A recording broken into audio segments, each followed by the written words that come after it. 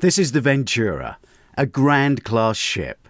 That's the view you expect to see of a ship, but it's a hotel, and inside it's full of bars, restaurants and rooms. Its sister ship is the Azura, but one of the big differences is this particular bar, which is called the Glass House. They're both totally different. They're both wine bars, and you do need to dress on a formal evening. You'll see people sitting around in their finery. The Glass House is one of my favourite places to eat. It does appear that the Ventura is slightly dressier than the other ship. The purpose of these films is to show you the ship and get an insight into the ports you will be visiting. We're making our own walking tour via the map we were given. So this is the Merman. It's actually number 3 on the map. You have to look up because I actually walked past without noticing it. It's in Praza del Sol.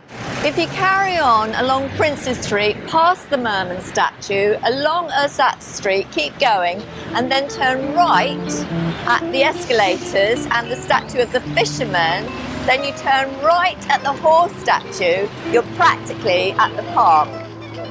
The Ventura looks splendid in the sunshine. Great view of the harbour. This would have been a fantastic fortress. You can see for miles. You don't always need to pay for an excursion, and we hope that's where Doris Visits helps you. Here's another bar. This is the one in the atrium where you may wait while your table is being prepared, looking at the app or for your buzzer to see when it's ready. Okay, so I'm in the laundrette, just bunging in the washing. These dryers are busy, but there's one available at the other end. Portuguese navigators found Madeira in 1420. This street's really interesting. It's called Santa Maria, and there's art on most of the doorways. Lovely fishing village, Camarada Lobos, is where Winston Churchill spent a lot of time painting. Wow. So this is the second highest skywalk in the world after the one over the Grand Canyon, and it is like stepping into the abyss. The Story Museum is under the ski lift, as is the motorcycle excursion, and the lift takes you up to the botanical gardens and the sleigh ride. Going into the tropical gardens now, a good tip is to do this before the toboggan ride. The full version of all these port guides are on our Doris Visits channel. Please subscribe and share with others. The 2 Oriental gardens are referred to as Chinese and Japanese culture. And here's a wicker seat on top of a tray forming a toboggan. Up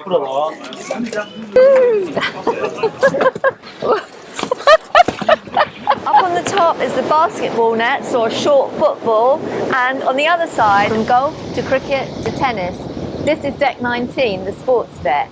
There's so much to do on a ship, daytime and evening. Check your daily horizon and take it with you when you go out. Everywhere you go, there's port wine tasting. It's a bit early at the moment. Here in Porto, you can see the port being made, rather like our tour of Champagne in France, which you can see on Doris Visits. Here, you go through the caves, you see the process, and then at the end, you have a port tasting. It's one port you really don't need an excursion. The way to get to the top is to walk up the hill and then go over the bridge at the lower level, and we'll show you what to do next. This is the top bridge, and I'm walking back across it and actually stopping to admire the view every few seconds. It's stunning.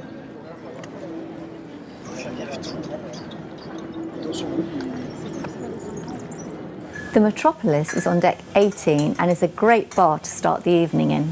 Faces out from the back of the ship. It has musical entertainment, and this week it was the concert pianist David MacArthur who was fabulous.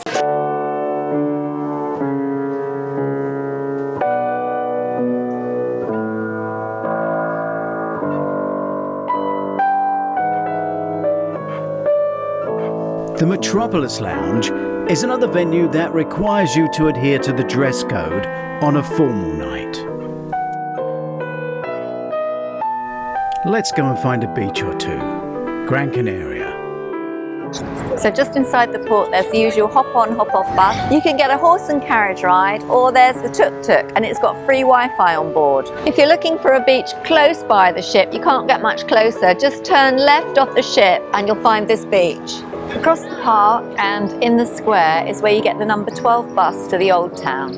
Just up from the theatre is the cathedral. It was completed in the 18th century. The front of the cathedral is in the main square of Plaza Santa Ana. As you come into the cathedral and it changes from light to dark, be careful of the ramp and the steps. This is the Hermitage of San Antonio Abad and the Columbus Museum. The bus station is very easy to spot. If you want the bus for Maspalomas or Playa dos Ingles, you can come down here and get the tickets in the shop. We just arrived in Maspalomas and it costs $6.25 on a bus number 30. It's like a desert on a beach. I'm just off to find my camel. We have got a ship to catch, so we came along to Maximilian, got served instantly. Maspalomas is a very different trip from walking around the old town. The sand dunes stretch 4.5 miles from Playa dos Ingles to Maspalomas. The Epicurean is on deck 17, and if you fancy a bit of fine dining and a treat, this is the place to come, but you will have to pay a supplement. This is the Epicurean al fresco. You can eat out here or inside. As you can see, it's a bit windy today, but we ate here the other night and it was absolutely delicious. Also, if you have a sweet, you can have breakfast in the Epicurean. The map can appear a little confusing, but the 18th century Ventura Tower is actually only a stone's throw away from the market. Almost the last port before Gibraltar and the Mediterranean lies Cadiz in southwestern Spain, the home of the Spanish Navy. It has always been important because of its strategic position. That's why it has over 100 watchtowers. But the port really boomed in the 16th century as a base for the slave trade. The blood of many nations makes up its rich soil and dark, turbulent history. The town is easily accessible by foot and we're going to take a look. The Roman Theatre is visible from the coastal road, but you'll find the entrance down a side street through the Los Blanco Arch, and this is the entrance to the theatre. Standing in the area where the grounds of the old castle used to be is the Roman Theatre. This is one of the largest examples of Roman theatres in the Iberian Peninsula, and admission is free. But the castle is just a stone's throw away from the town. It's a fantastic walk along the causeway with the sea crashing in on both sides. The Oasis pool is on deck 16 and is adults only. If you fancy a bit of pampering, the Oasis spa is on deck 16. This is a solarium, pool and beachcomber bar. Both pools have bars, and on this one they can close the tops. Opposite the beachcomber bar is the table tennis area, and don't worry if it's chilly because this area is enclosed, so you can go in the beachcomber pool and be warm. When you arrive at the port in La Palma, just follow the blue line and it will take you straight to the city centre. Santa Cruz was founded in 1493 and was always closely associated with wine, which made it a great place for pirates to come and loot and pillage. In 1553, the French pirate Leclerc came here. He was also known as Pegleg. This is the town hall, which was originally destroyed by French pirates and was reconstructed in 1949. La Palma is an area of mountains, volcanic beaches, forests, there's a tiny rainforest, and breathtaking views. Wow, there's a fabulous view of the whole of Santa Cruz from here. The Naval Museum can be found underneath the ship. There's a small exhibition inside. Interestingly, it's made out of concrete and painted to look like wood. If you were a child, this is the place you'd want to be.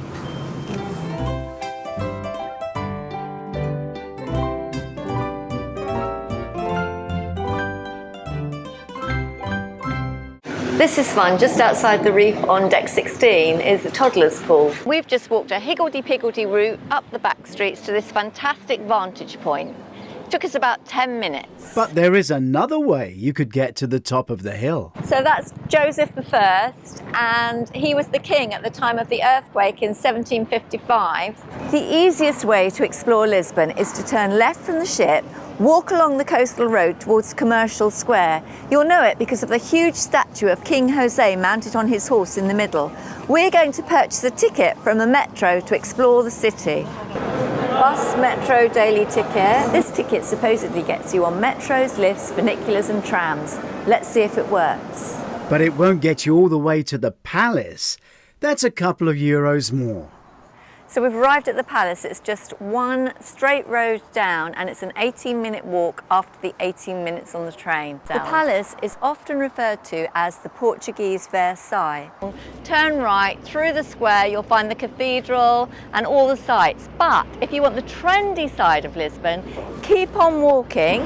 You'll find some old shacks. And behind them, you'll find the Time Out building. And it's so worth a visit. We found a Time Out building in Cape Town, South Africa, but that's another cruise. Opposite Breakers Bar is a stage area where they do the sailorways. And above it is another sun deck. Underneath Breakers Bar is the Laguna Pool and Bar on deck 15. Next to it you can get burgers and chips, and at the other end you can get pizza and ice cream. The Breakers Bar is a great place for a sundowner. Inevitably you're going to land up somewhere on a Sunday, and we were in Lanzarote on a Sunday and Arrecife is the port and Arrecife was closed. But one thing you will find is it's the day that locals come out and sail their model boats. Behind me is the nearest beach to the ship. We've got the bus to Porto del Carmen, which is this gorgeous little port. It's very commercialised in some parts of it, but some parts of it are absolutely charming, and this is where we're having lunch. This is a lovely little cove, perfect for families. Lanzarote is diverse with its dramatic landscape. There are many things to do. Porto del Carmen is the main tourist area in Lanzarote. It has over 6 kilometres of sandy beaches. It's open all year round. It's very easy to get here from the ship on a local bus. But just remember to wear your suntan lotion, because when the sun comes out, it's scorching. Cadiz is a market which is near the port, and that's open on Sundays. When you get off the ship in Arrecife, if you want to go straight to Cadiz, this is the road you walk down. This is the bus stop. It doesn't look much. It's between the two no entry signs. This is the terrace pool, and here there are easy access steps to the water. The buffet, you can actually eat outside when the weather's nice. Above the terrace pool is the terrace bar. The buffets are pretty similar on all the P&O and Cunard ships. This part of the buffet turns into the beach house in the evening. This is the buffet, but laid out for the beach house. Wine is available 24 hours a day from the vending machines. I'm sure the lighthouse hasn't changed one bit, and so we're going to walk you through town. La Coruna is a great place to make new friends. Shakespeare, there's Bernard Shaw, there's Molière. The statue is Maria Pita. When the British invaded in the 1500s, they got this far and they killed her husband. So she gathered a group of soldiers and she pushed the British back. Doris Visits tries to make the ports feel a little familiar when you arrive. If you turn left from the port, you'll find this little park. It's nice to stroll through. There's lots of statues and waterfalls. If you turn right, you'll walk all the way to the lighthouse. All our videos are in playlists on the YouTube channel Doris Visits. Iceland videos, South America videos, fjord videos. Just search Doris Visits, then the port name. Deck 7, the promenade deck. This is the Arena Theatre, where you can see everything from classical West End shows to this afternoon they're showing The Greatest Showman. You may be asking what to pack. Well, we do have packing videos. Under the theatre on deck 6 is this great kids area. Santa Cruz in Tenerife. You'll arrive either on the jetty or you'll dock by the city. Either way, it's a walk along the blue line, just as you did in La Palma, to get you to the tourist information. Either dockside or on the other side of the lake in the Eco Hut. You'll probably want to get a bus either to a beach or Laguna or to Puerto de la Cruz. The bus station is easy. It's near the Opera House. Like so many places, they make it easy with an all-day ticket. And we're off to the beach first, El Medino, where Jean's going to do some kite surfing. Okay, I lied about the windsurfing. But while we're near the bus garage, how about the Rock Hall of Fame? Guess you've heard of it? On the rocks, there are paintings of famous people, and they're amazing. It's becoming Tenerife's new tourist attraction. If you want to stay in Santa Cruz, there's a hop-on, hop-off bus, or adventure left from the port along the front. Half an hour by tram from Santa Cruz to Trinidad. We're walking through La Laguna and we found Calle San Agustin, which is the main street. This beautiful 18th century house has been turned into an art museum. Every house has something special.